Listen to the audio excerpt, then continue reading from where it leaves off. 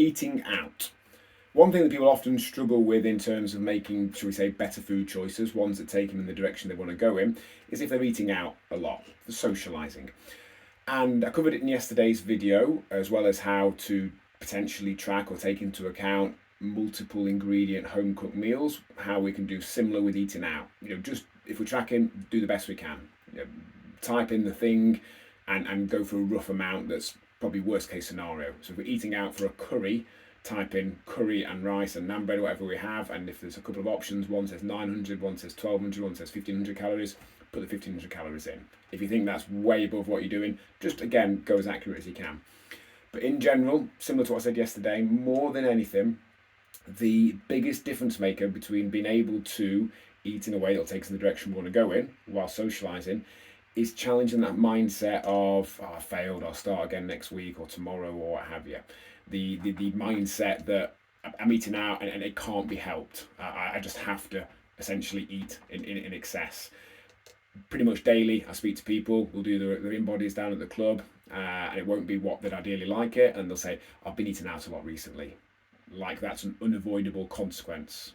I eat out a lot. As of recording this, I have eaten out 4 out of the last 5 evenings, and I think between the combination of eating out and other people feeding me meals at their house, I don't think I've made my own meal for about 5 days now. But that's fine. I just ate a portion size of that I know roughly puts me in maintenance, which is what I'm after. And we can just choose to do the same. Eating out doesn't have to be a justification for eating to massive excess. Maybe we'll end up eating a little bit more than we might have done if we were eating at home. We can then just adjust elsewhere in the week. If we eat out 4 times, 5 times in the week, that's 5 meals out of 21.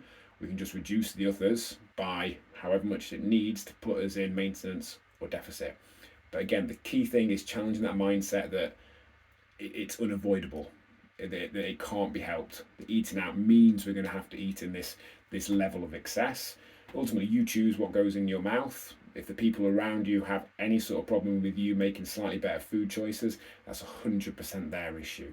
If you choosing a lighter main course, not having to put in and having a couple of spirits and low calorie mixers rather than 10 pints makes them feel bad, again, that's their thing.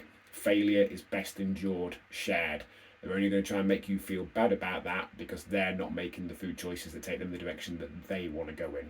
So again, in short, you're eating out, brilliant. Just make some relatively good food choices.